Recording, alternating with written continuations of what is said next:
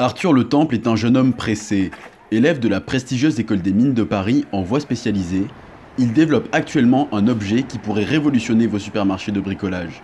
Avec une équipe d'élèves de son école, il travaille sur un projet de mécatronique, avec pour objectif de créer une scie à verre automatisée. Arthur est le chef de projet de cet ambitieux défi.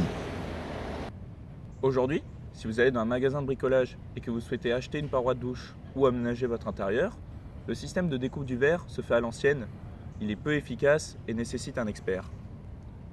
Notre solution, c'est de proposer à ces magasins de bricolage un produit 100% automatique, plus rapide et plus efficace.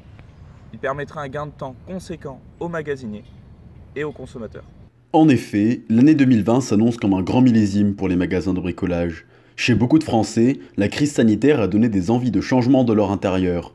Les ventes des magasins de bricolage affichent des croissances records, plus 24% en mai et plus 30% en juin par rapport à 2019. Et la tendance semble ne pas vouloir s'arrêter. Le marché de la découpe sur mesure de verre et de bois est donc en pleine expansion. Arthur n'est pas tout seul dans son projet. Il s'est entouré de 9 autres étudiants de l'école des mines, dont chacun a sa spécialisation. Je vous présente Lucas. Il s'est chargé d'une bonne partie de la conception du plan de découpe. Voici le prototype de découpe du verre automatisé. Il s'articule autour d'une scie qui va être fixée sur un chariot en bois. Elle-même posée sur 2 rails parallèles.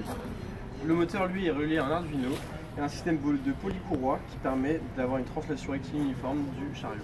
La vitesse de découpe est pilotée par ordinateur et on a des capteurs de fin de course pour savoir quand arrêter la scie. La découpe se fait avec projection d'eau pour éviter que le verre ne surchauffe et casse.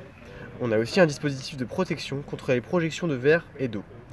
L'eau est ensuite récupérée et filtrée pour être réinjectée dans le système.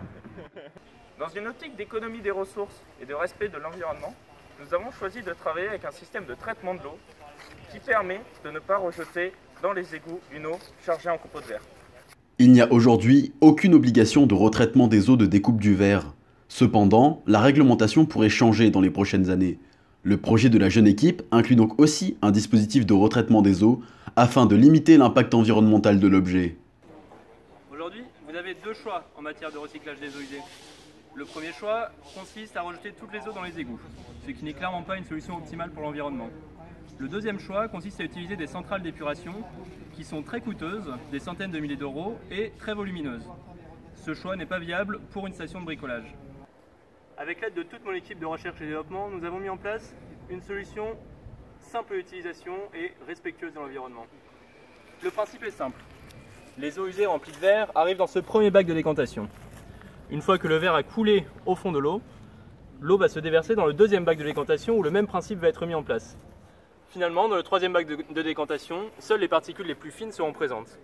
Une fois l'eau pompée dans le troisième bac et réacheminée vers le bloc de découpe, nous pouvons finalement la réutiliser de nouveau pour refroidir le verre.